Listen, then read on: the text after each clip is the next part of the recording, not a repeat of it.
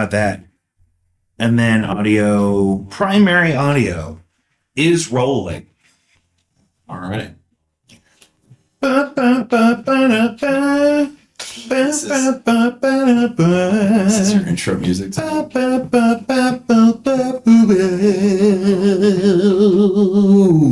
Guys, welcome back to Jacob V Weekly. We want to start like we do every week by reminding you to check out Caddyshack of Hamel, Illinois. Save a life or 9. I am in a top secret location with my attorney, Alfred Ludwig, friend of the show. And we were just, wrapping up some legal business, and we thought we'd catch up. First things first, Alfred, there behind you, is that Skeletor? It is Skeletor. You saw He-Man already? We did see Masters of the Universe. I took my 2 boys. Is that what it's called? 2 youngest. It is the name of the movie is Masters of the Universe. I thought it was He-Man. Well, He-Man is the titular hero of the He-Man series, also known as Masters of the Universe. And AKA. It is. I think, DBA, if you will. Well, I wouldn't. It's not an alternative.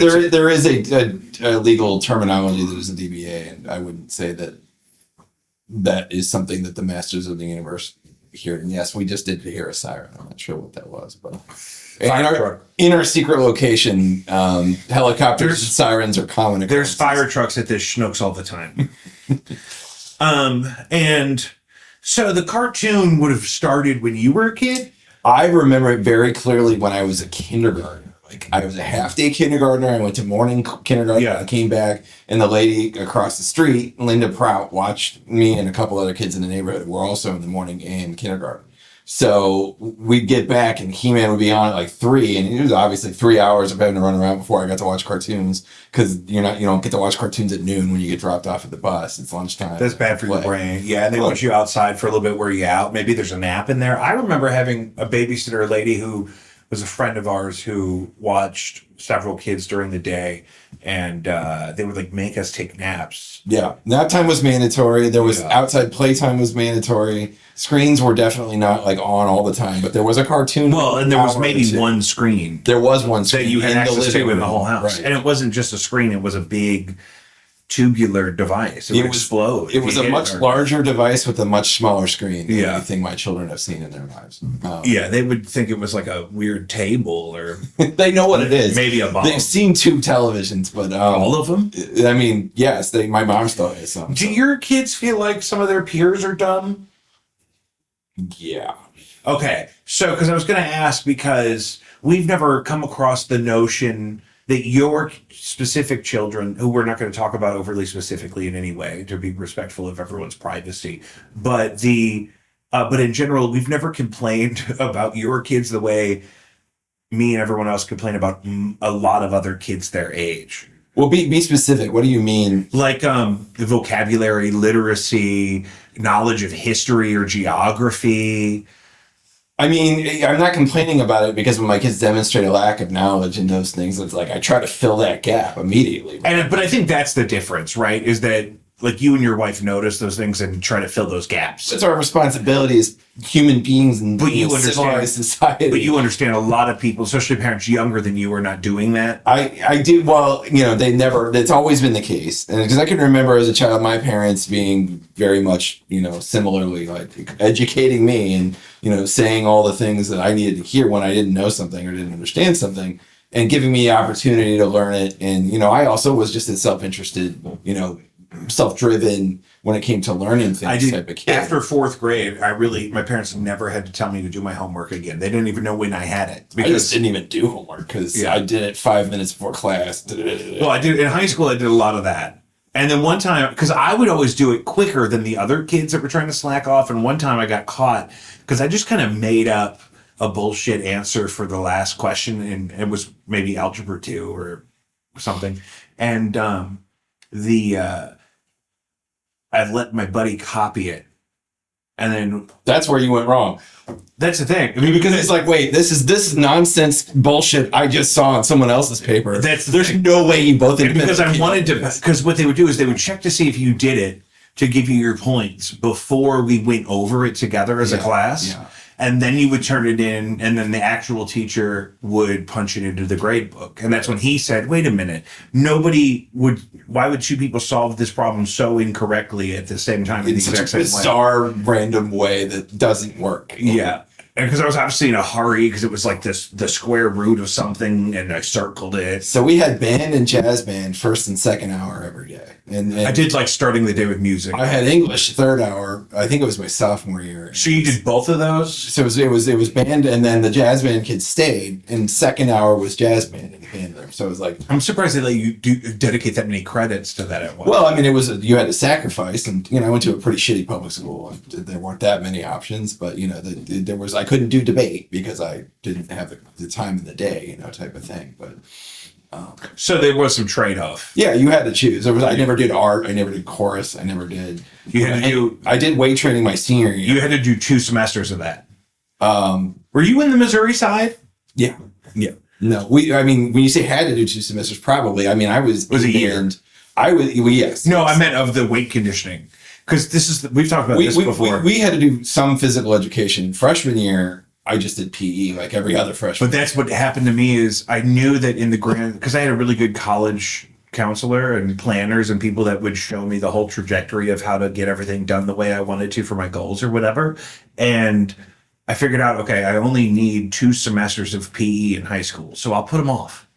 So I just didn't work out for 4 years. I took PE freshman year. I didn't do anything. And then senior year, I got into weight training and was like, all right, I'm going to actually start to get. Can I tell you what they did? I took co-ed recreational sports, and the first day they made us do lunges up and down the gym after I hadn't worked out since. I bet you got smoked by everyone. It was no. I was doing it, but then I was so miserably sore the rest of the week. Yeah, the first day is like I'll do it, and then the second day it's like, oh shit, because I was still not designed for this. And with whatever we want to talk about my health and my weight and whatnot, I was still 18.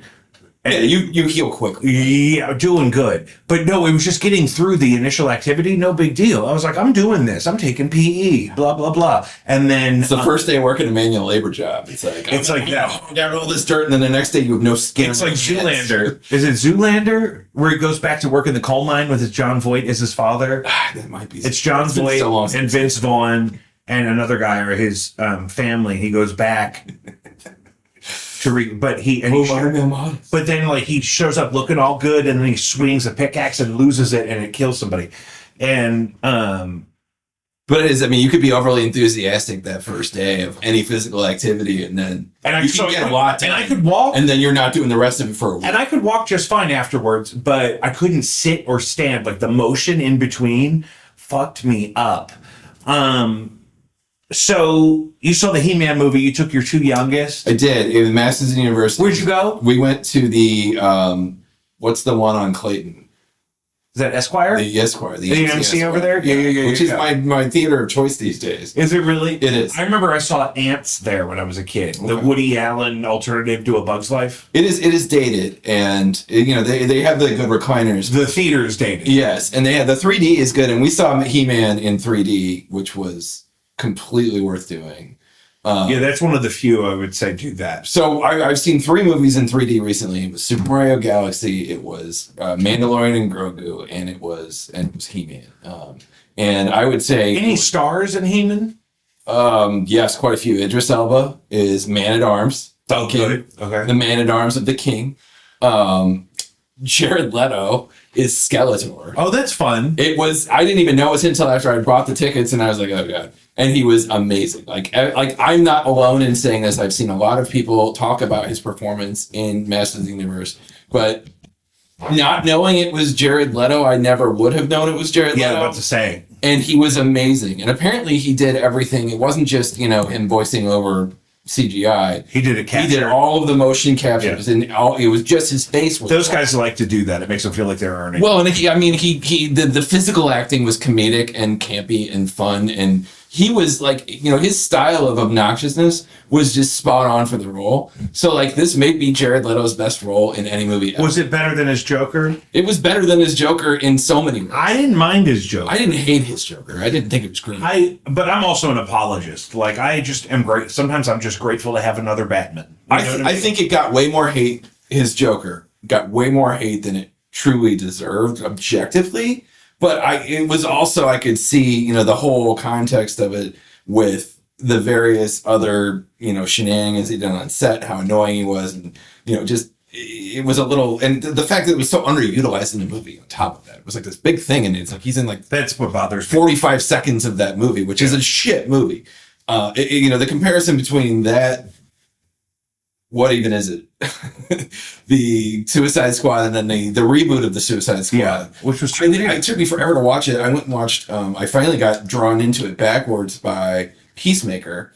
I watched all of Peacemaker, which is amazing, and then I went back and was like, "Oh, I'll watch the new Suicide Squad." You know what I finally got? And it was like, "Oh, it's just like Peacemaker." It was amazing. That Penguin show was good. It was really good. I really liked it. It was really good. And isn't that Colin Farrell? Yeah. Do you remember when he dated Britney Spears? What? Did he? No, I was in high school, so I mean, yeah, I was in.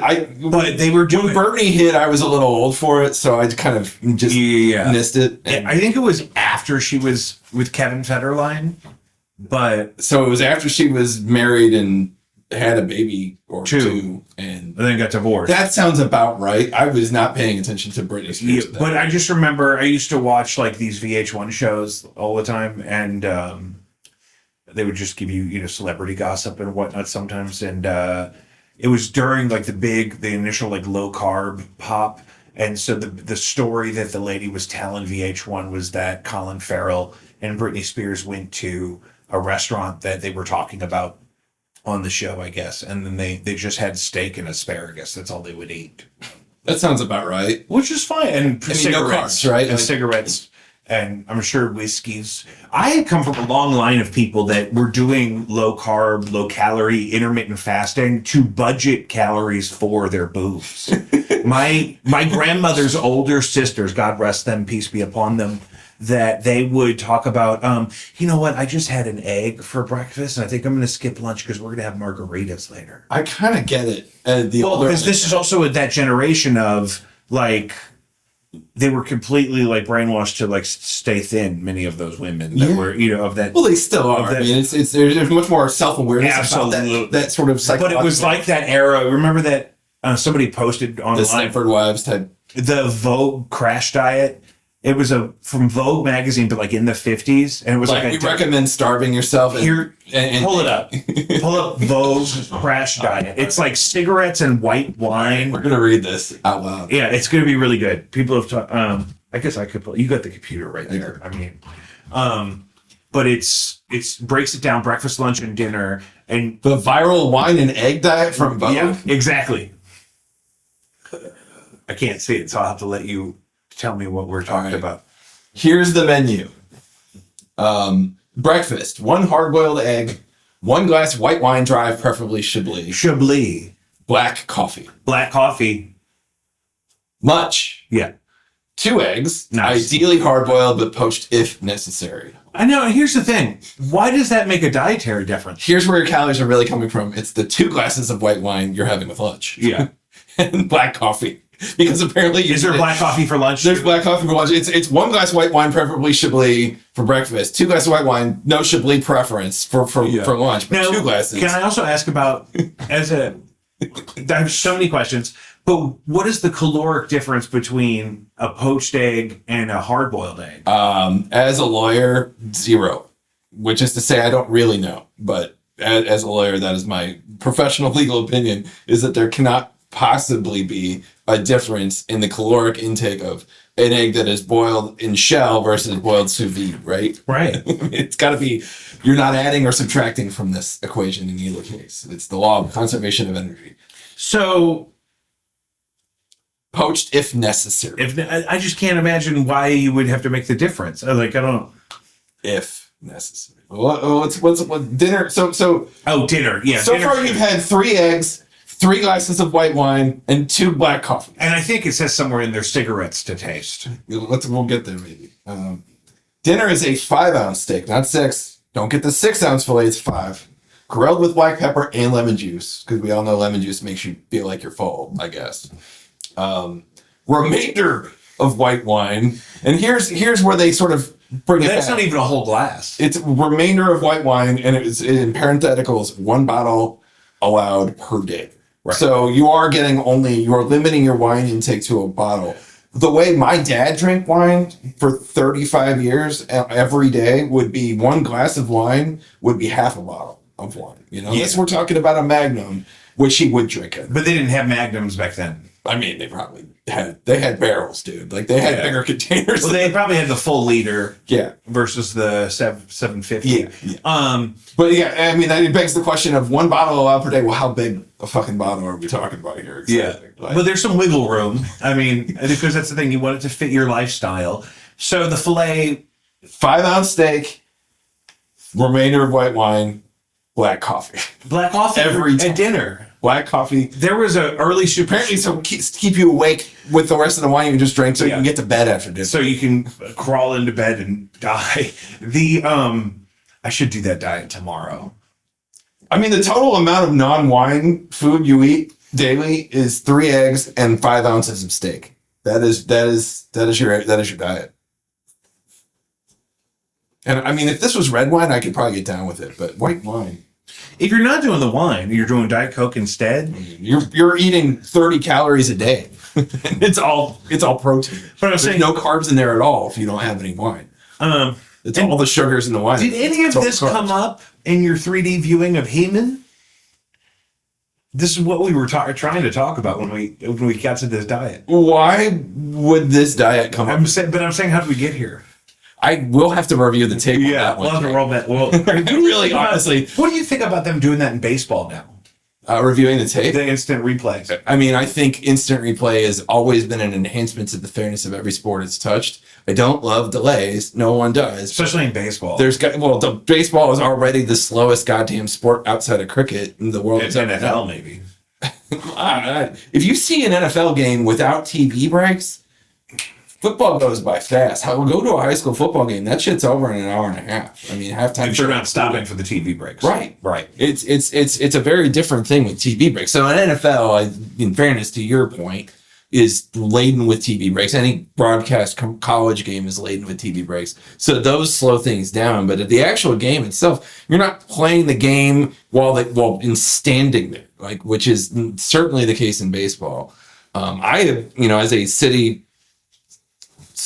as a City SC fan and supporter, I've come to love MLS and soccer generally because there is no commercial break. Well, that's my thing about even World Cup soccer is the 90 minutes go. And I just love that about the ball is constantly moving and they're slowed down sometimes when people flop or they go. Well, and that's what drives me nuts in World Cup soccer, especially when they act like they're hard all the time. Well, I mean, that's soccer generally. It's a plague in the sport. And there's only so much you can do about it. Because if your guys aren't flopping, they're not playing equal field, right? You got apples to apples, and you got to equalize. So I get it. We've had a couple floppers over the years. What was his name? Joaquini. Mm-hmm. I was going to say he would flop sometimes, and I didn't love it, but didn't begrudge him because the other teams seemed like they were always worse, and maybe that's just being a St. Louis fan and watching the other team do it and being pissed about it when it happens. But it feels to me that our guys really don't flop that much, especially the Parker, sort of core back in the original days. Like those guys were hard nosed. They were running into everybody. They didn't give a fuck. Mm-hmm. That was how they built that first season, was by playing effectively illegal soccer, by bruising their way through that season, and it was awesome. But you can't flop if you're playing that game. Did you keep up with any of the drama about different countries not being able to get to the World Cup? I heard about Iran, and what the situation with Iran seems exceedingly petty. Is that, obviously this thing is not limited to the U.S. It's a Canadian, U.S., Mexican, North American affair. So there are certain games being played in Canada and Mexico. The Iranian team is allowed to stay in Mexico because the Mexicans aren't ruled by Donald Trump yet. They are allowed to fly in and play a game on U.S. soil, which they have several, but they must fly out that night. They're not allowed to stay on U.S. soil. So they have to go back to Mexico. Isn't that crazy? It's obviously a disadvantage to any team to make them do that. And are we really, honestly, as a national security issue, worried about the fucking Iranian soccer team? I wouldn't think so. We're not. We have the capability of ensuring. That would be a good movie. Even if they tried, if it was the Quds Force sitting in that plane. Like, that'd be a good movie. Like, if Tried. Like Cool Runnings and Zero Dark 30 mixed together. Like, the spy team has to get really good at soccer. Like, listen, guys. Quds Force is the soccer team. And you start with the training camp, the Al-Qaeda style training camp in Iran. If Iran was hosting the World Cup, the CIA would be doing soccer. They'd be out there saying, listen, guys, we need you to try to be good at soccer. That's the thing. It wouldn't be Iran doing it to us. It would be us doing it to somebody else. Like, there's no way, like, another country would try that here. There's a few countries that would try that here. I mean, they might try, but let's be honest about this. When it comes to war and spy shit, I mean, we're not infallible, but we're really fucking good at killing people. David Beckham should do that. He should do a movie where he has to teach, like, The Rock how to get good at soccer because he has to infiltrate an adversarial. I don't know that you'll appreciate the humor in this, but it should be Wayne Rooney being the teacher. He's an English footballer, now retired. I think he was a coach for a while. He may still be a coach. Let's get both of them. But he's younger than Beckham and washed out earlier. Oh, really? Yeah. Oh, that'd be good. He was like a superstar in like 2004. Like, he came and broke through as like a 21-year-old. I didn't write this down, but you reminded me. What? I silo the UK in my brain so much because I don't enjoy the English. But what's going on in Ireland right now? I know the headline outrage versions of it, TikTok versions of it. What I understand, I kind of want to just ask Google what's going on in Ireland right now. I want to say in Belfast recently, Belfast for sure. A man was stabbed to death by a Somali immigrant. What I heard, or what I saw interviews about, was the man was a Somali immigrant, and the police was a person of color as well, and that the perpetrator went to the police and were like, yeah, somebody else did it, and they didn't even investigate him. And so the outrage machine picked up the fact that we're talking about two non-white people interacting, and the police fucked out legitimately, but probably in good faith. These things happen, and they found him and got him. I mean, the guy died. It was what it was, but I don't think that any of that, based on what I understand, would change the result. But then the outrage machine picked it up, and Elon Musk is somehow involved in retweeting some things. And there's some local thuggery that's happening where it's not disconnected from when Conor McGregor was acting like he wanted to run for president of Ireland. I mean, that's the kind of people and things we're talking about. But that's the rhetoric that we're referring to. This is called an egregore. It's like an entity that's made up of a collection of other people's thoughts and feelings and actions. So this has led to riots. Yeah. In which, torched vehicles and buildings have happened. There's been demonstrations in Dublin over this, demanding justice for recent deaths of foreign nationals. And the Irish government is... that's different. Yeah, no. It's definitely been capitalized by agitators on the right wing, white supremacists, local nationalists, that sort of thing. And there's no shortage of, fascism going on. And, we're talking about Northern Ireland here, Belfast.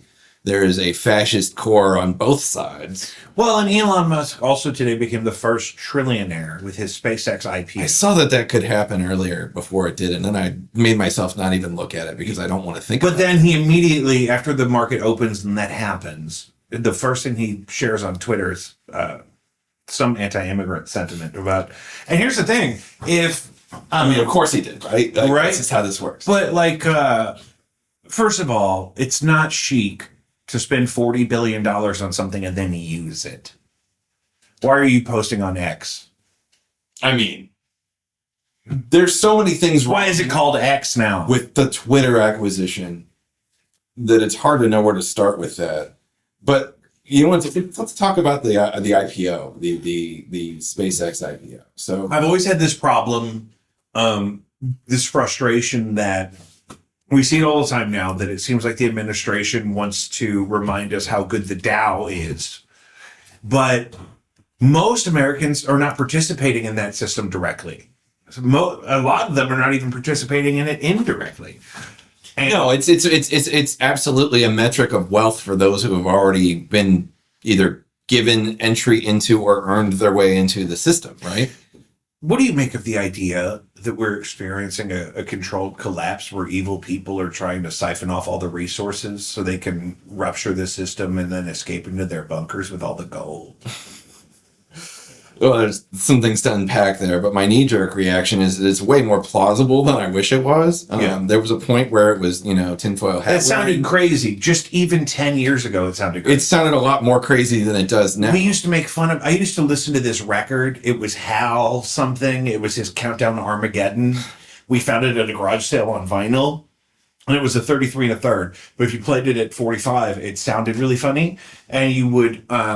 listen to this chipmunk guy talk about how they're trying to invent a world currency to control the world and make everybody slaves. Yeah, crazy people shit. And it's all in the Bible and whatnot. Yeah, no, I used to see stuff on like public access TV. And that's how Alex Jones built his career, especially before 9/11. It was all about the Bilderberg Group and the Rothschilds and the lizard people and the actors. The Pantaveret. It's or did you ever see So I Married an Axe Murderer? That's what that reference was. One of my favorite movies of all time, and his dad, the Queen, the Queen, the Pope. They meet in a secret location called the Meadows. The Meadows. And it's just so funny how crazy that all seemed. And even 2 years ago, if I were to act like that there was anything wrong with certain nation states that now everyone knows is not on the up and up. You know what I mean? It's insanity how quickly that stuff changes. Like if I even used the word Israel at dinner with my wife 2 years ago, she would say, you have to quit listening to so many podcasts. Now my wife will say, hey, did you hear what's going on in Israel? Yeah, see, we've gone the opposite direction with that in my household for what it's worth. Like we do not talk about those things. Rachel and I just know where each other stands. Our running joke is in our marriage to check in is you still hate Nazis type of thing. We don't have to talk about the finer details. Well, and she doesn't like to hear about it, so she doesn't want it. That's how Keenan is too. It's the stuff that everyone wants everyone to be so upset about is not directly correlated to anything we're experiencing. And so we have to maintain our values and who we support and the kind of things we support, and then we have to just not let it. We said this was an episode of the show. Don't let the demon in the car. If somebody cuts you off, and you start screaming and cussing at them, they win because they can't hear you, and now you have anger in your Volvo with you. I'm a Volvo guy now. It's a very poignant idea. I like to frame it in my own mind because it's easy for me to remember and contextualize that. The resentment, anger, etc., is like drinking poison and hoping the other guy dies. Yeah, exactly. And it's hard to frame that in the moment sometimes, but it really when you're sitting there stewing in it, it's how do I let go of this? I'm only hurting myself here. Absolutely. Hey, how was Mandalorian and Grogu? I thought it was a romp. I thoroughly enjoyed it. It was enjoyable. It was a little too long, but it was very much. There's acts, so it's Filoni. If you've seen the show, what you expect and what you kind of get. I don't think this is spoiling anything, but is sessions where there's an episodic nature to the adventure, right? And so you've got episode 1, the opening scenes and the adventure they're on, and it moves very fast. They don't waste time. You got episode 2. What I would say about that is the 4th act goes on a little long. There's a slower portion of it, and it's toward the end of the movie, but. Which is a bad idea. It's a small quibble at the end of the day with what was, I thought, a very successful execution of what was a very good show. What is a very good show, in my opinion, and I think the popularity of it bears that out. In translation to the big screen, I understand it doesn't have legs in the theater right now, which is not really a surprise. Well, but I'm just making this list of movies that are Disclosure Day just came out. Yeah. Grogu is still out. He-Man. Obsession is still out.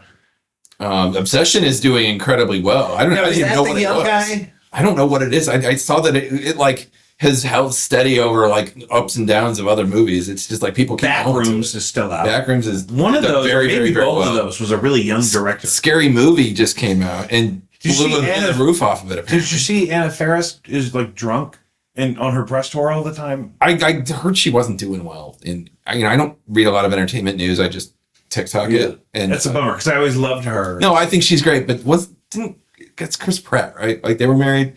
Yeah. And like then he left her for the Schwarzenegger girl. Yeah. And she didn't seem to do real well with that. Right. It was like things didn't work out as well for her in that transaction. Yeah, especially because he went on to be like a well, he's a megastar now, and like she was like guy. He did like a whole rebrand that she didn't get to be a part of. Yeah, he became weird in that regard. I mean, he definitely it's there's some inauthenticity to it that is off-putting. And it's like, I want to like him. You go back to, the old school days of Chris Pratt on Parks and Rec. He's the most likable guy on the planet. Totally different dude. It feels that way for sure. Like something changed. It's like a Scientology change, but it's not Scientology, obviously. It's some Christian sect. Evangelicism. Yeah, they're just as creepy as the fucking Scientologists. I know. Some of it is, and I think about this all the time. Like, I think I ended up finding a home in a really like progressive UCC church when I was a kid, and I didn't maintain a relationship with them as an adult because my mom quit going, and so I guess she felt like their job for us was done or whatever. And so I have this like really anti like massive organized religion kind of streak, but also like a really clear relationship with my faith and my beliefs, but then also no problems with the church I went to. Like I have no interest in being a part of a church, and I can really quickly identify the people amongst a church that I don't want to be around, whether that's a toxic leader type person and they're in every organization, church or otherwise. Anywhere they can have an audience, those people are going to find themselves or whatever. So it's just so strange when you see like, a very specific like organization or belief structure like totally transform a person's life like that. It's always kind of creepy. Well, you wonder where it comes from. Like there has to be a self-motivated reason. It doesn't come from Jesus. The big expensive churches with all the money and everything, that wasn't a Jesus thing. No, it as a pseudo scholar of the Bible, as an amateur pseudo scholar of the Bible, from time to time, that seems to me to be antithetical to everything I've read out of the red text, certainly in the Gospels and most of the Pauline stuff as well, right? Like it's pretty fucking clear. Hoarding wealth and utilizing wealth in frivolous ways while you stand next to people who are starving to death is exactly the thing you're not supposed to do. Yeah. And I don't even like selling things in a church. Like a lot of commerce in general is just sort of antithetical. And Jesus flipped the tables, man. I mean, that's like literally what happened. I was an adult before I learned that? Well, it tells you a lot about the church you went to in some ways. I mean, it's... And I don't know what that can mean. A couple different things. I mean, there's the churches that won't talk about that because we don't talk about the things we're doing bad that we're not supposed to know about. And there's the churches like we don't want to really focus on that aspect of it. And I suspect the UCC was more of that. Is it more about an inclusion? Well, and it's like this is not important to our lessons today. Curriculum and stuff came from the greater organization. Well, there is a liturgical curriculum that I think emanates from the Catholic Church. We follow it as Episcopalians. We have our own, but it is the same. I mean, it's like we're all reading the same Gospels every Sunday. And I don't like in my heart, as somebody who's like who was supposed to be like a Catholic person, like 100 years ago, I would have probably been a priest or something, like because of just the trajectory of my family and the relationship with the church up until the 90s, really. And just because that's what the first kid would have done mostly, it would have been a good fit for me in a lot of ways. But there's also so much the pastoral care side. I think you'd be good at. Yeah, absolutely, and the public speaking. I mean, that's pastoral care to me. Is like all of the outward facing aspects of being a religious leader, of having a flock. It's a hard job, and you have to be the right kind of person to do it. I could never do.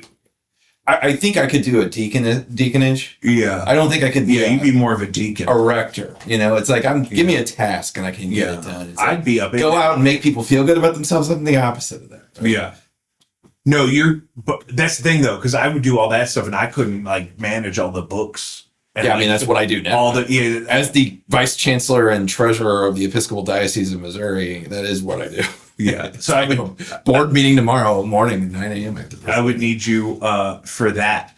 Well, that's why you tap the lawyer who doesn't say no, who's in the flock, right? Like I was being buttonholed. That's how I got there. Like, hey, we heard you do stuff. Hey, you're a lawyer and you're already locked into this dogma and your kids have friends here. Can you help us, and I think that's really sweet of you to do. You got to use those powers for good. I mean, it's one of the few things I do that feels meaningful. I do that too sometimes, especially like in the summer. I'll do like resumes for people for like $40. Volunteering is I think wonderful. Like I did a bunch of it sort of before our law school. Not for resume padding, but because I literally was on. No, not for my resume, for other people's. No, I mean, but like, oh yeah, I understand you're volunteering, helping people with their resumes, like, but just volunteering in general, I think is it's a wonderful thing. I do quite a lot of volunteer work as it is now, mostly because again, I can't say no. Yeah, but I did it. Well, I proactively did it earlier in my life, and it was a really rewarding thing to do. And I think about this all the time. When I was in college, I worked at the radio station, and our general manager, who was a student, radio station, was graduating, so we had to hire a new one from amongst us. And I didn't have any aspirations of being the boss of anybody, but the only other guy that wanted it was the sports guy. And I didn't do any sports content, and it wasn't that I didn't trust him or didn't think he'd do a good job. It was just like, well, I have to throw my name in the hat to advocate for. Yeah, I represent a constituency here that needs to be represented. And it's exactly why I'm back working in public schools, because it's like I left completely after 8 years. And then after 3 years of not being in public schools at all, I was like, oh, they really need me. I mean, they need everything they can get. Yeah. It's not limited to you. No, but it's just that there's so few people that have the training and the expertise that would even consider going back into the field. And then... people burn out, they don't tend to come back to it, right? Yeah, I got really lucky, and then also have been given a lot of flexibility. And I'm not teaching mainline English like I did for 8 years. I've been doing anything else. But you start to realize that, okay, nobody really needs me to do anything before 3:00 Monday through Friday anyway. And they need a lot of help up here. And there's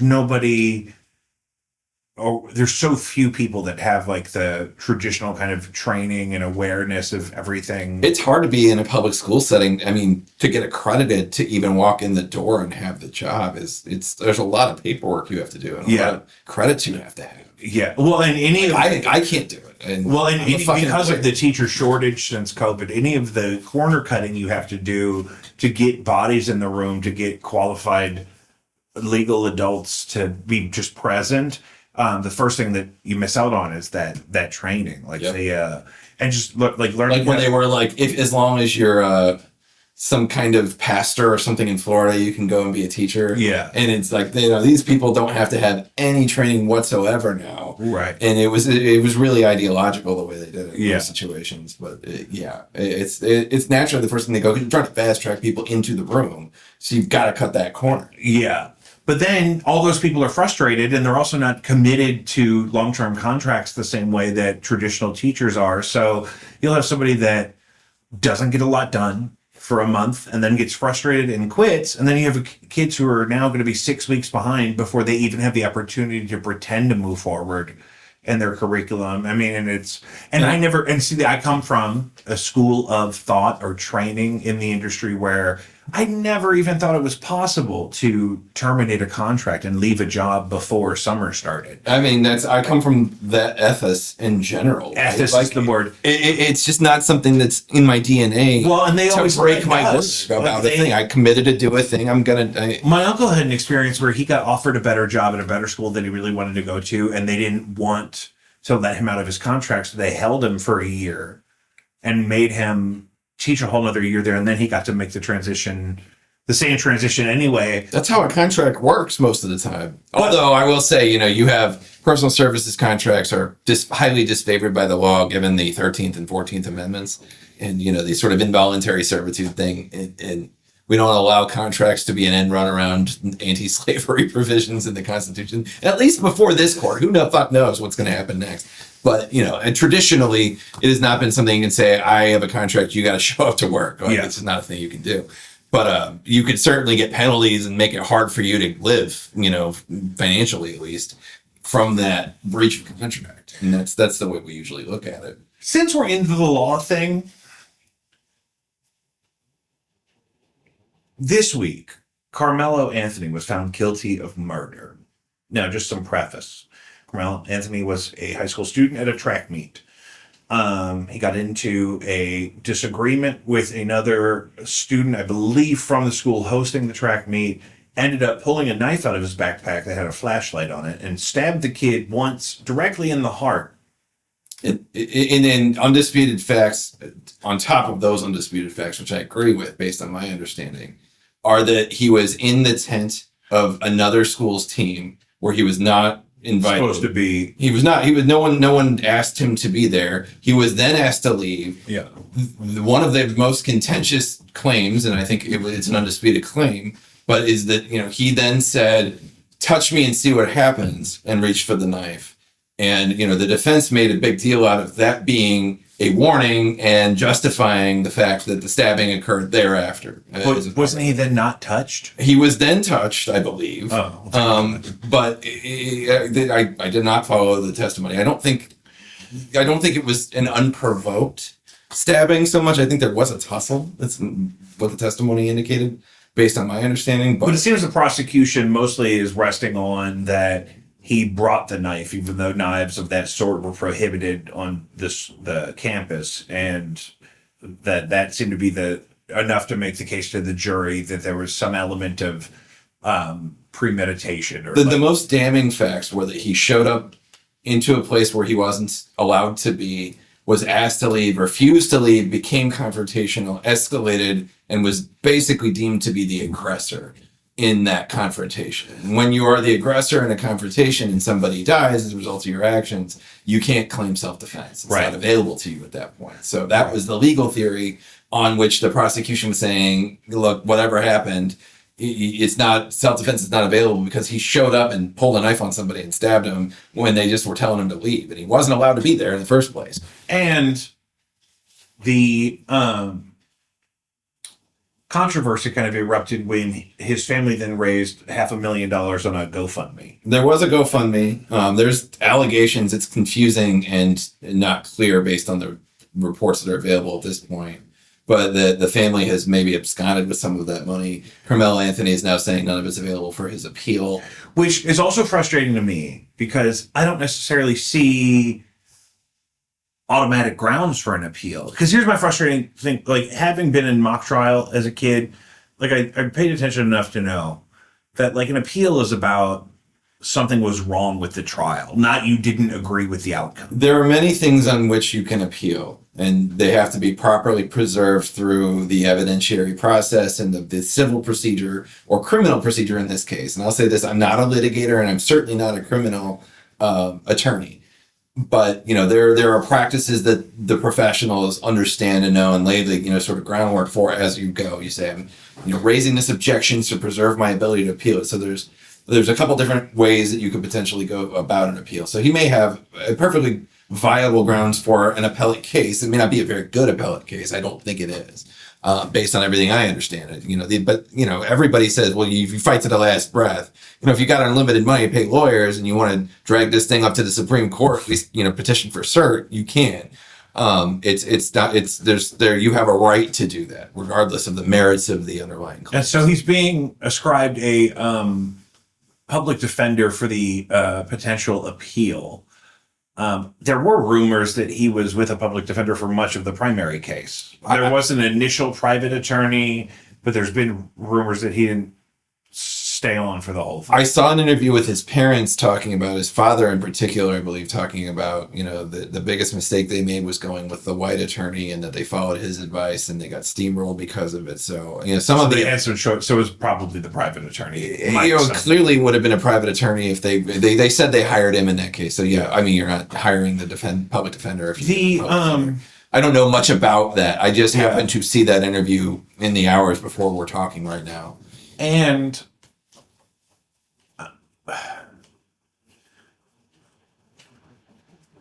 it kind of reminds me, like we were talking about earlier, about it seems to be the wrong hill to die on in terms of cases you could pick in which there's a miscarriage of justice based on a racial bias.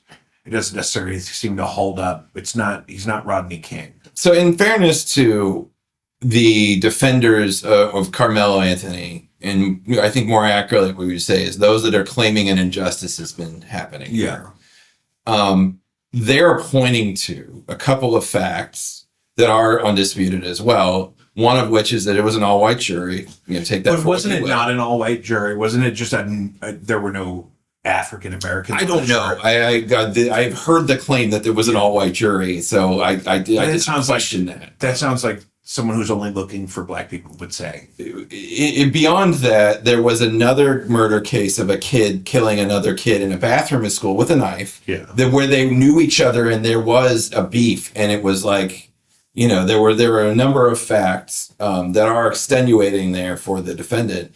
But, you know, Carmelo Anthony was sentenced to 35 years, right? This kid, I forget his name, but was sentenced to 10 years. Right. I read that. So they you know, the defenders of Carmelo Anthony pointed to the disparity between those two sentences.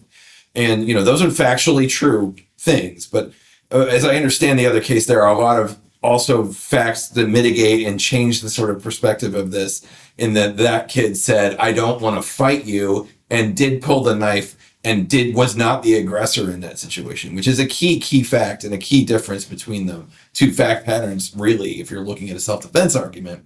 The one where the kid got 10 years, he was backing up and had a witness to testify that he was not the aggressor. The other kid attacked him and then he stabbed the kid.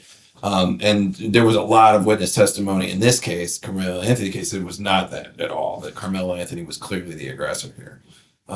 And the other aspect of this that's interesting to me, I found out about this primarily through social media and through what I would call the outrage machine on social media, showing largely clips of the protesters saying outrageously stupid things. And, you know, to portray the supporters of Carmelo Anthony as being these radical, you know, we don't understand why, you know, somebody would go to jail for murder, you know, clearly out of context, but also probably the worst examples of the people, you know, for instance, you know, harassing the family of the victim as they walk out of the courtroom to their car, you know, like. And then they shaved him down. I mean, did you see that recent picture of him? He's completely hairless. I did see that he was, that Carmelo Anthony is now been shaved. He looks like Denzel Washington at the end of Book of Eli, where he's on Alcatraz reciting the Bible from memory. He did look very different. He looked older, like significantly older because of it. Yeah. And I'm sure he's aged, you know, because of the stress of being in jail in Texas for 2 years. Been getting sentenced to 35 on top of it. Yeah. You know? I mean, he's not having a good day. He's not having a good week. But it's really hard as a lawyer, at least, to look at this and think that this was an unjustifiable sentence and that process wasn't followed. There was a ton of testimony. There was video evidence. You know, most of the facts are undisputed. It is a judgment on whether self-defense, this was a justifiable murder, essentially. Right. And the jury came back and said, no, clearly that we don't think this was a justifiable murder and that it was therefore premeditated and, you know, 35 years is on the table. What about the...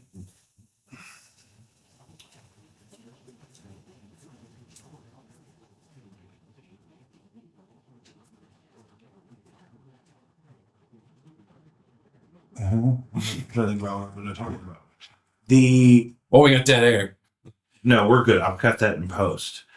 I don't want this on there at all. I'm on probation. Yeah, that's right. There's an admission on camera. Cut that out. Delete that shit. Oh, if you were on trial for murder and you needed to organize a budget for defense, would $650,000 be enough money? Maybe. It depends on the lawyer I hire and depends on what county I'm in and who I murdered and what's all around it. I don't know. I don't practice that kind of law. Right. If you paid $650,000 for something I was doing, you'd get a lot of work from me. Okay, like that's a big transaction for me. That's a big engagement with 7 of my colleagues billing days in a row type of thing. And if you were going to abscond with some of that $650,000, as a lawyer? No. Just as somebody who received the money for a potential legal defense, would you rent a house? Fuck. If I was the type of person that would do that, I would have an entirely different mindset about the way things are. But if I was going to do it as me, I would put it under a fucking mattress and never touch it because I'd be so scared that spending money I stole would give me away for having stolen it. Like, yeah. That's just not how I think. I don't know how people do things. And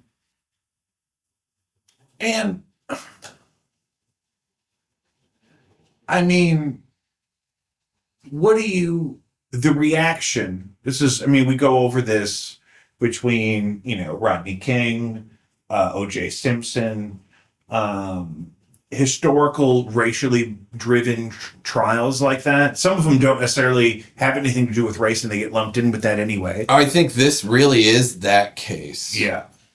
And I think the whole racial anger dimension of this feels incredibly engineered to me. From the outside. Exactly. That's when I said the outrage machine. It was like what they were throwing at me was designed to make me as a white person, as a lawyer who looks at this as objectively as I can, think these people are a problem in our society. Yeah. And they were uniformly black people saying, this was a justified murder. And I don't think the black community really thinks that deep down.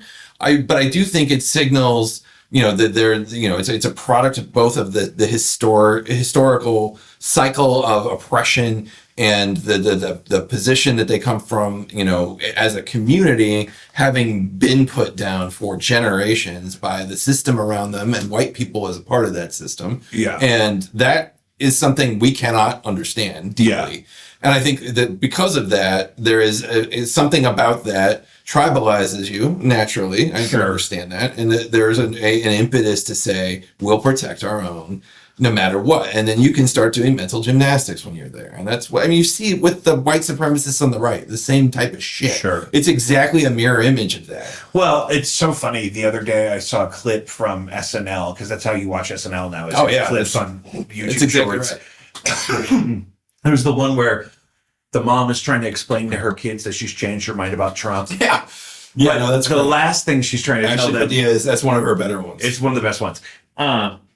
But at the end of it, she's trying to explain, I feel like when they talk about guns, they mean different things for different people. And her kids are trying not to overreact. Right. Scream, I told you so in her face. Yeah. And that's always bothered me, especially as like a Missouri liberal. There's not a ton of us. There's dozens of us, Jake. There's literally dozens. Dozens. But I grew up. A Missouri Democrat is a dying breed. I grew up with. Missouri Progressive is. In my lifetime, there's things that are traditionally been ascribed to more conservative people.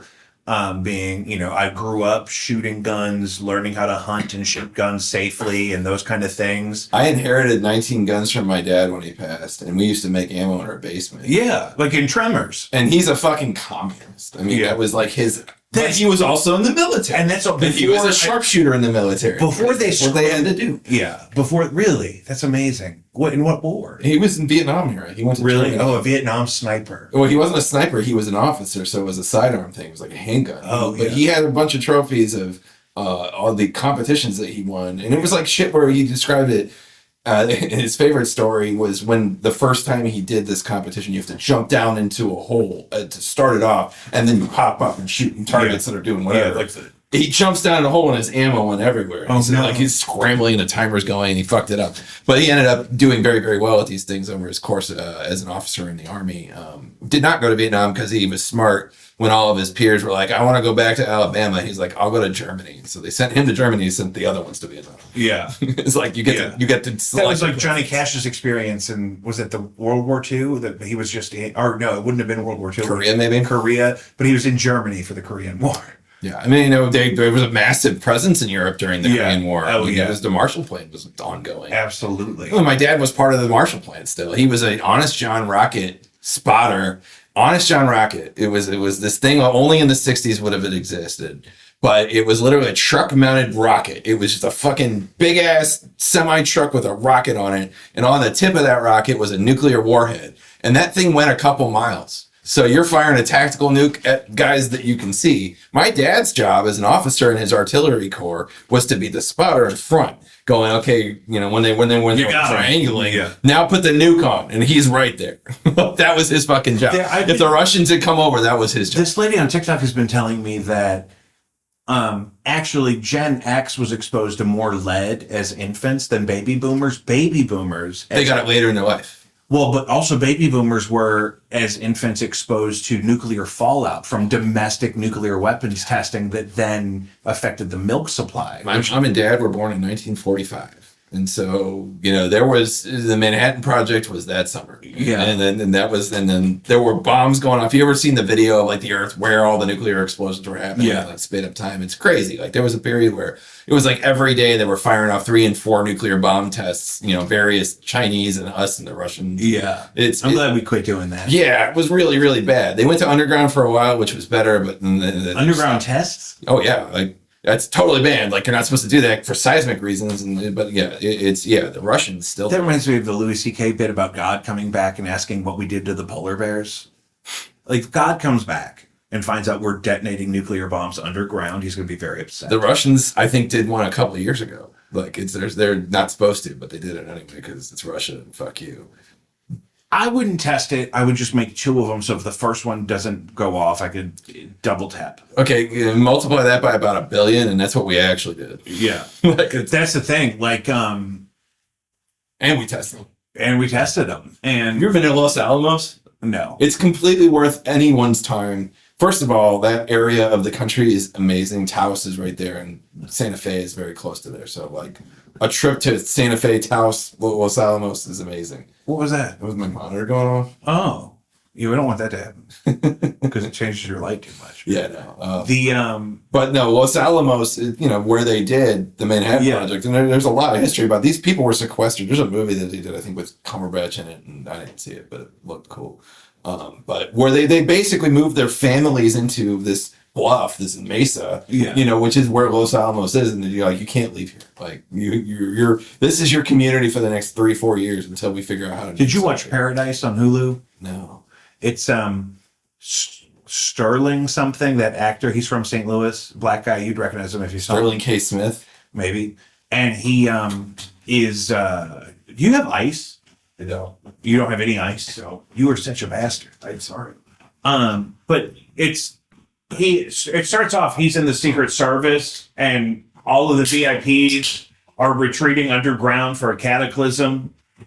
No, I haven't seen. And a billionaire lady secretly built an underground bunker for a select group of people to survive the cataclysm. It sounds like Don't Look Up, which was way better than it had any business being. Don't Look Up was the one with Idris Elba. I don't know if Idris was in it. Was he the president? No.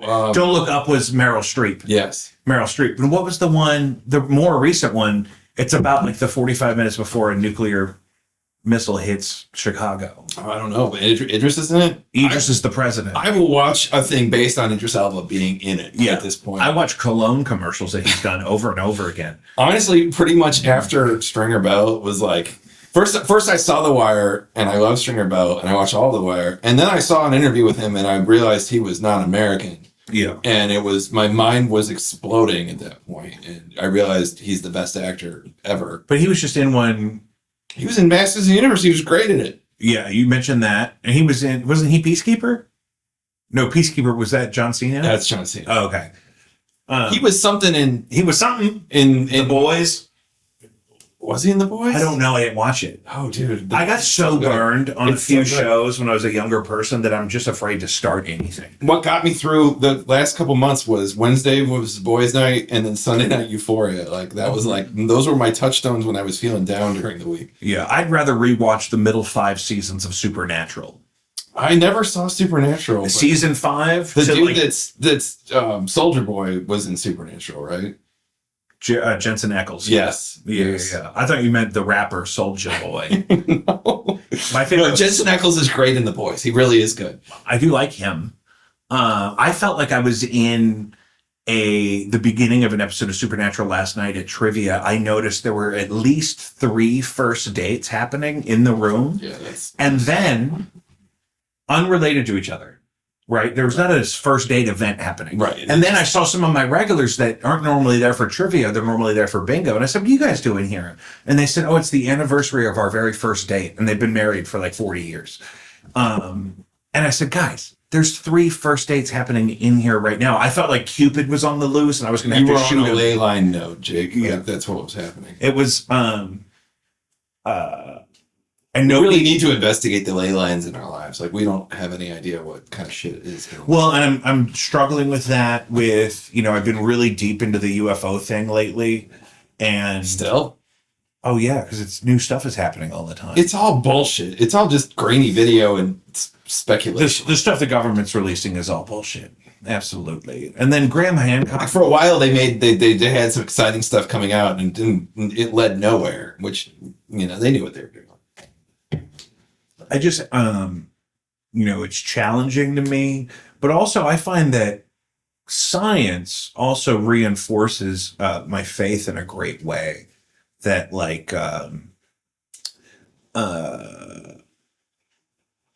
thinking about whether or not there's a God, for example, the vastness and complexity of the universe, and the fact that statistically speaking, almost all of it is completely nothingness, is miraculous. I have always maintained, as a believer, who admittedly is a doubting believer, and not, I'm not a zealot. Well, how could you not? With everything that you have to witness, I'm listening. But I've always maintained that the best evidence, not for intelligent design per se, but for the existence of a divine, is both the complexity and unlikelihood of everything that is. Yeah, it doesn't make any sense. No. Nothing should work. Nothing should ever be anything more than like CMOS gel. Yeah. It doesn't make any sense. And even complex fauna is so far removed from the nuance of multicellular life. Mm-hmm. Beyond it's complex. So hard to do. I love that. Like it's just the unlikelihood. The more we learn about the history geologically and universally of the Earth and of the formation of our solar system and of everything that is, the unlikelihood that the Earth would exist in its form as a conglomeration of two planets at some point in its early history, which allegedly created, by all best evidence, this is a very compelling theory, but created this geological engine that's been churning inside of the Earth that is so far and above any other planet, rocky planet that we see, at least in our solar system. Mars is dead.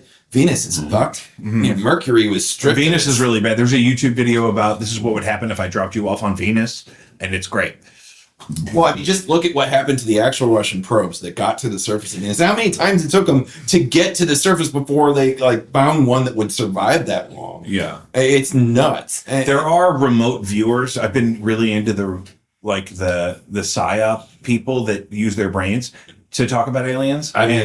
Yeah. Some of those show me some evidence that any of that has ever been borne out. Some of these people, that's the thing. They say it worked when they were doing it for the CIA and stuff, but there's books about it. I'm not. I hear people have said that. That's the most. Yeah, that's the thing, and because I had to move on from the Carmelo Anthony thing just because so much AI slop. Just trying to do a Google image search. No, I know. There's so many AI renders of the all-white jury that I can't really find out what the actual jury looked like. Well, there's an outrage machine that is actively pumping it at you. It was pumping it at me. It's pumping it at the black community. I'm sure they're hearing the voices that they want them to hear. I hear the Fox News type voices. It made me feel like a boomer. Honestly, my TikTok feed all of a sudden was full of these just, people harassing the victim's family. Literally like this mom. Yeah. This is the mother of a kid that died, and you're yelling slurs at her as she walks to the car. What the fuck is wrong with you? Type of shit. Yeah. Like. Granted, that must have happened. I guess. I hope it was AI and I wasn't fooled, but.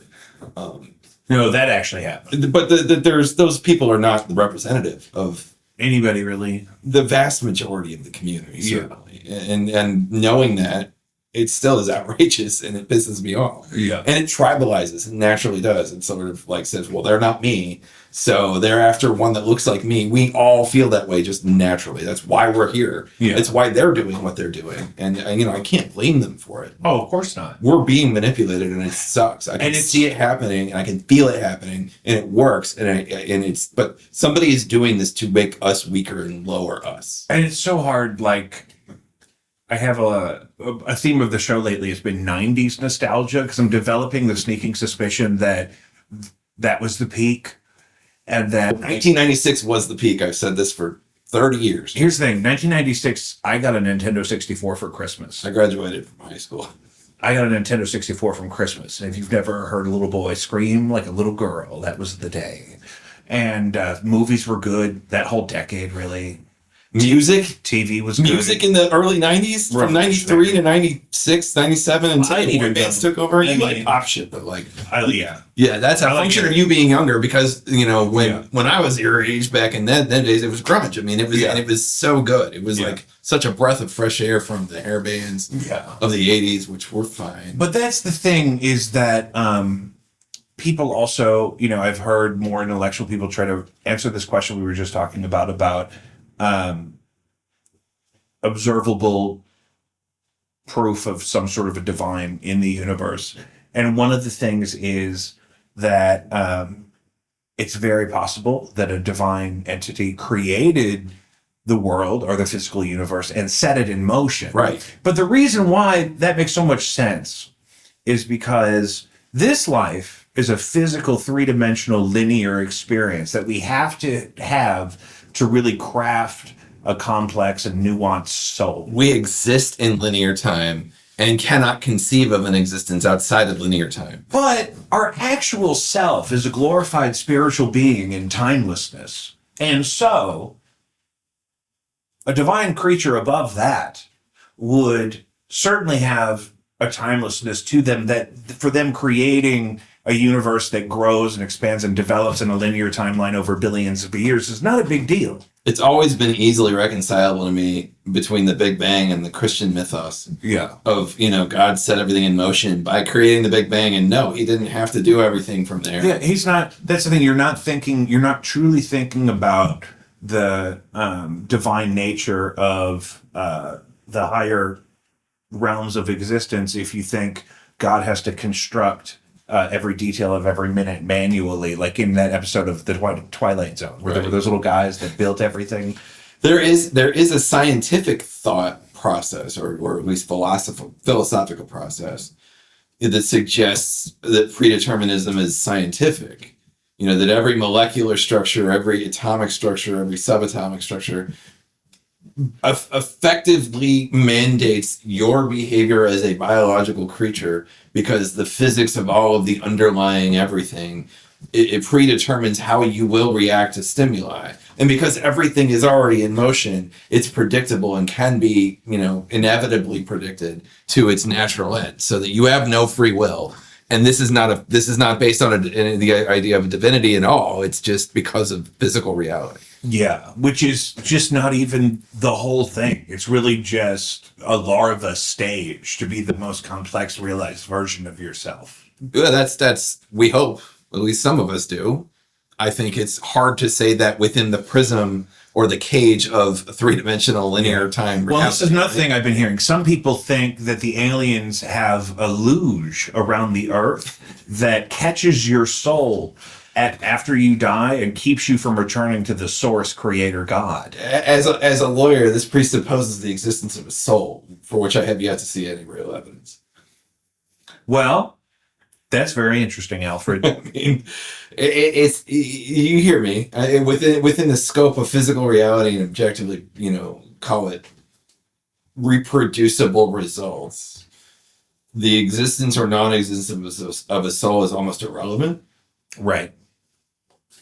So it's hard to even talk about, you know, objective, provable results coming from any of this stuff. If I could see it, it would change everything, right? But to me, that changes the nature of the thing from faith to just science. Faith with proof sort of isn't faith anymore. And that, yeah. Right, you don't need faith if it's just hard proof. Right. If God sat down in front of you and said, "Here is all the physical evidence that I exist, and here's everything," it's like, I don't have to have faith in you. So you just showed me you exist, right? So you don't think the UFOs are angels? Do you guys believe in angels? Or no? I don't. If you go back and watch season 5 through 10 of Supernatural, you will believe in angels. Seasons 1 through 4. You don't need to. Those are Scooby-Doo Monster of the Week. Season 5 is where the long dogma starts. I hear you. That's important to know if I ever get there. I don't think you'd enjoy it because you never had a brother. I haven't. And I don't mean that to slight you in any way. I'm just thinking there's an aspect of it that there's like this there's this vaguely homoerotic bromancery of the thing that's like. Are you getting a little personal here? No, well, no, that's just the kind of the nature of the show. It's these two hot guys and they're brothers and they're constantly trying to save one another and they're fighting demons. So they got a cool car and What was the hockey show with the Heated Rivalry. Is it Heated Rivalry? I didn't watch it yet, but I really want to watch it. I never got to have anything like that when I was a young queer gentleman. I'm sorry, dude. In the suburbs, we didn't even have a hockey show. The closest thing I had was The Jersey. There was a Disney Channel show called The Jersey, and these kids found this shitty jersey that they could put it on and then temporarily possess the experience of a professional athlete. Did you not see that movie with Seth Green and Jack Black, where the kid moves from Minnesota to California and is like a hockey player? The New Guy? Yeah, like the new kid from whatever. Was it called The New Guy? No, that's a different movie. That's a different movie. That Lyle Lovett played his dad. Lyle Lovett was a country singer who married. You know who Lyle Lovett is. I'm looking this movie up though. Jack Black. He's like, and then they get into like rollerblading or something. Airborne, 1993. No, I missed that one. Yeah, it was terrible. It's essentially a Karate Kid on rollerblades. But yeah, that was a hockey movie in the 90s. The Karate Kid on rollerblades. Can I help you with something? Yeah. You got it. No. Is that a proprietary? Like, it's slick, but like, can you just pick them up wherever? Or do you have to go to the same place every time? Most places have these. I used to use a more exclusive brand. If I was going to go into a shop and say, I want that, how would I refer to that? Oh, this is a Vapor Esso. Okay. Because I just go, I need vape carts. And they go, here. Yeah. And I get this every time. And I go, I need a battery. And it's This kind. is nicotine. Oh. See, I don't do nicotine vapes anymore. I did that for too long. I got popcorn lung. Really? Not really, but like I did start to get a film that was, the lung cookies were coming up. I was doing a lot, man. I was vaping in my office at work, kind of shit. This I can't do that with. No, right, correct. I have to go to the parking lot. We're good on the hour, but I want to hit a couple of. I got more topics if you want to keep talking. Well, I want to hit on a couple of things. You know anything about bricks and minifigs? Not at all. Are you serious? No. I don't want to talk about it if you don't know what it is. I don't. There's a lot to talk about there. Look that up. I want to talk about 120 feet in the air. People were stuck on a ride at Six Flags yesterday. Really? Here, Six Flags St. Louis yesterday. What? They had to cherry pick them all down. Riders rescued after being stuck 120 feet in the air on a ride at Six Flags St. Louis. The Sky Screamer swing ride. So it's that big ride with the swings that just spins around and it goes up. And it stopped there. Yeah. And they were stuck there. Yeah, that looks like it sucked. Not fun. Not what you want. Did you also see what happened at Sky Zone in Shrewsbury this week? I did. That is my Sky Zone. That is the Sky Zone my children attend by themselves sometimes. Fortunately, they were not there. Yeah, right. Now, there was a 6-7 event where they were going to do $6 for 90 minutes or $7 for 2 hours of jump time. Too many people showed up. 350 people are estimated to have been left stranded outside because they were at capacity. And those people all started fighting and going crazy and retreating into neighboring businesses. There's an Aldi next to it. Yeah, and a Walmart. And there's a My Place bar and restaurant, which is actually awesome, and I would advocate for it if you haven't been there. It's the weirdest little strip mall, but it's one of those places where you give them your ID at the bar, and they give you a little tag, and there's 50 taps on the wall, and you can just take as much beer as you want. And they have good beers, and they have an eclectic mix of Mediterranean and Middle Eastern food on top of burgers and bar food and stuff. And execution was really good on weird items. I'll have to try that. It was not. It was very unexpected. I will say that we went there just on a lark, be like, Mediterranean. What even is this place? And it's like it had great baba ganoush. Like I don't know why. That's good enough for me. And it seems a big part of the problem was, I guess, hundreds of people dropped their kids off and left. The entirety of St. Louis County apparently drove their children to the parking lot and said, have fun, and left them there. And didn't wait for, see, when I drop somebody off, I like to wait for them to get into where they're going. While the place was at capacity and not letting people in. Yeah. The point. And they kept adding people to the line, and those kids all started fighting. Apparently a 12-year-old girl took an Uber to Shrewsbury from Florissant To get in on it. with a kitchen knife. Because she thought the fight would still be going on. An hour later when she got there in an Uber, and the police ended up confiscating her knife and asking her what happened. And then she told them, I'm 12. I Ubered here from Florissant with the knife to get in on the fight. That's a long drive from Florissant, too. Like, that's a 45-minute Uber ride. That is not... At least $45. That's not a cheap Uber either. This is Shrewsbury. It's not close. So that's all happening. So just be aware of that. Now, can we talk about the mayor at all? Oh, what would you like to talk about? I actually haven't been following what's been going on in city politics very closely before it's work. Well, that's good. How's she doing? I haven't spoken to her. No. I didn't mean that. I just meant, are things bad? I don't know. Nobody likes her anymore. I just see the Reddit St. Louis subreddit.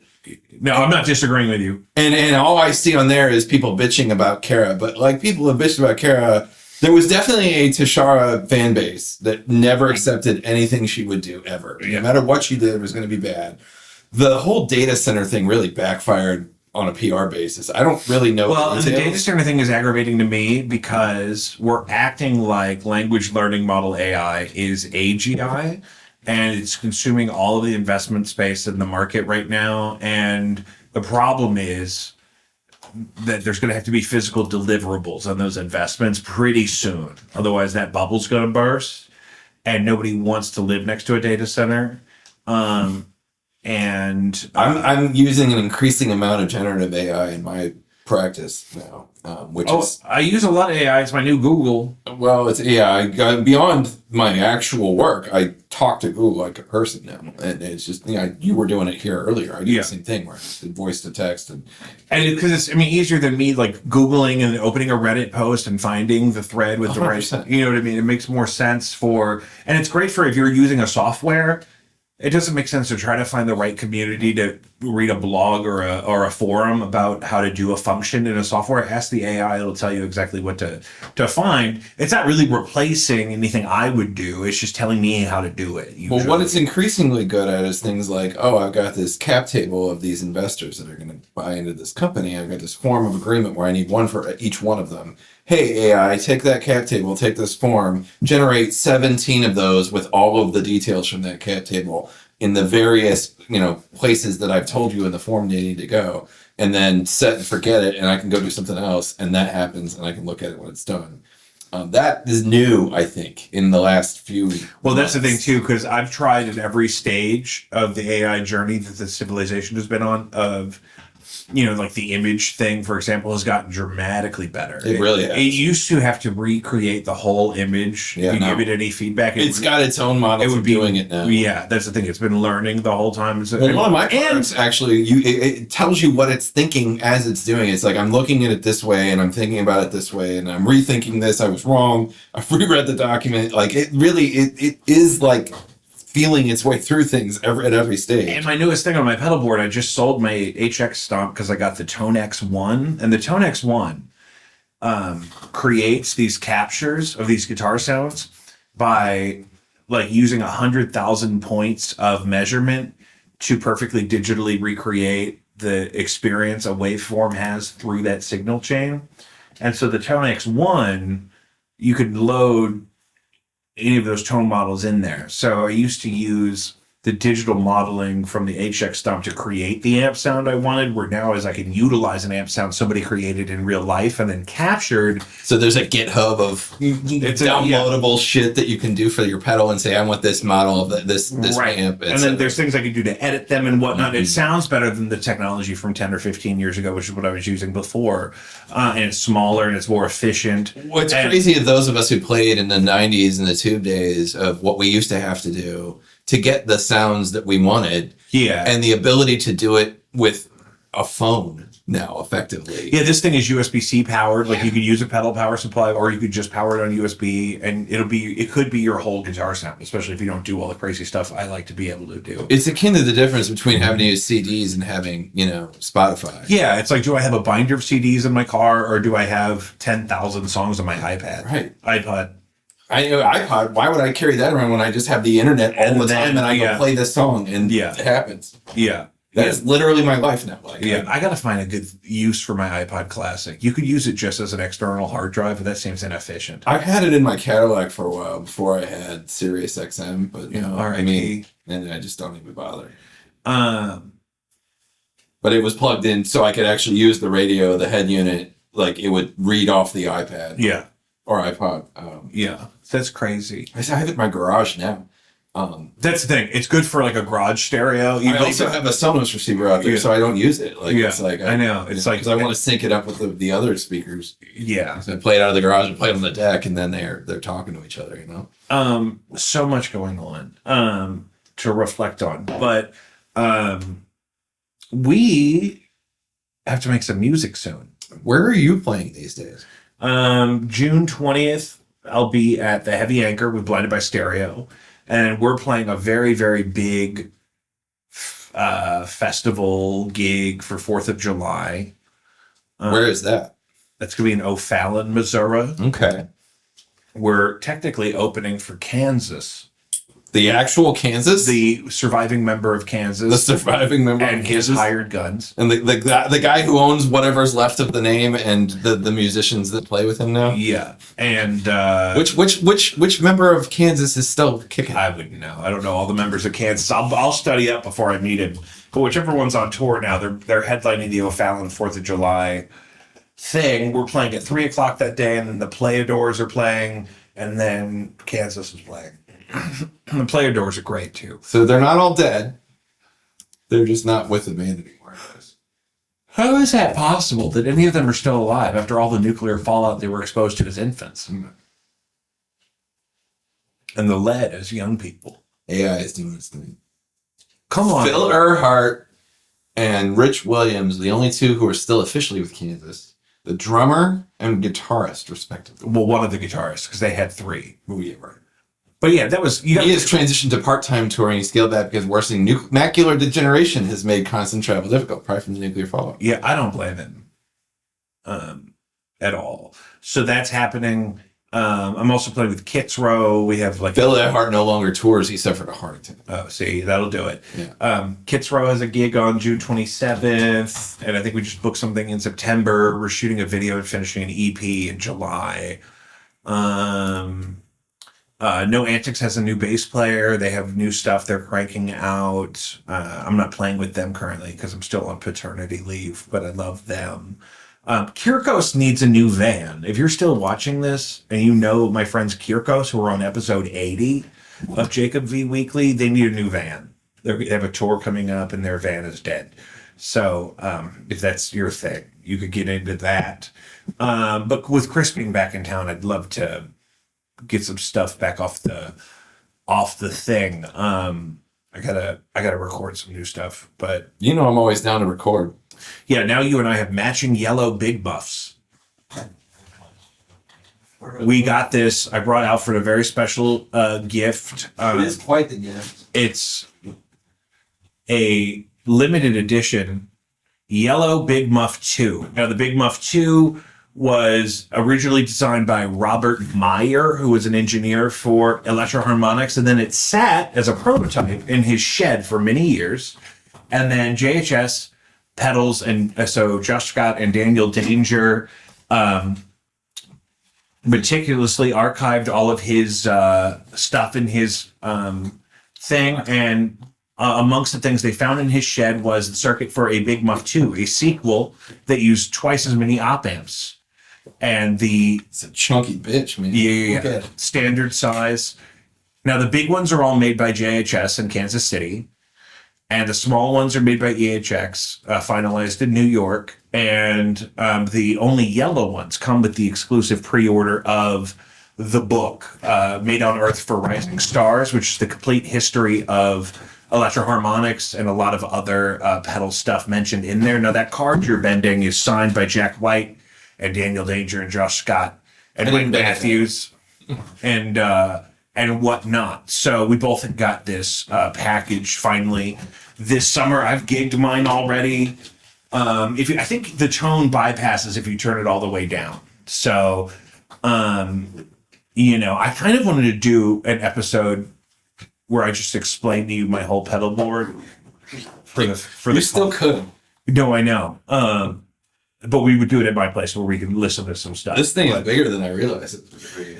I'm gonna have to move some things around. It fits. I was saving a spot for it. It fits on my big board. I've got the bass pie now, and I think it's slightly bigger. Well, and now they do all of the Big Muff versions that EHX made now have a Big Muff 2 version. So there's a new deluxe bass Big Muff 2. So Not the yellow one though. no, that's the thing. And I also got the JHS final run of the Overdrive preamp, which is the old DoD thing in yellow. I have a bunch of the yellow third man stuff. So you, me, and Chris should definitely find a time. My biggest hesitation is just that his drums are set up at his house. Yeah, moving drums is a whole thing, especially his drums. Right. Like, it's not like he's a jazz drummer. But the room that they're in, I wouldn't love to spend a lot of time in there with all three of us. I hear you. But can you convince him to move his drums? Yeah, that may be a move. That could be a thing. Also, though, we could set up in his kitchen. And we'd see him in the room with his drums. That could be a thing. I've played in worse setups. We've all three of us together played in worse setups than that. That's not the worst thing we could do. So, Jacob V Weekly, episode 157, Alfred Ludwig returning. That's our cue. I gotta go home. I love you. Only got one email over sitting there.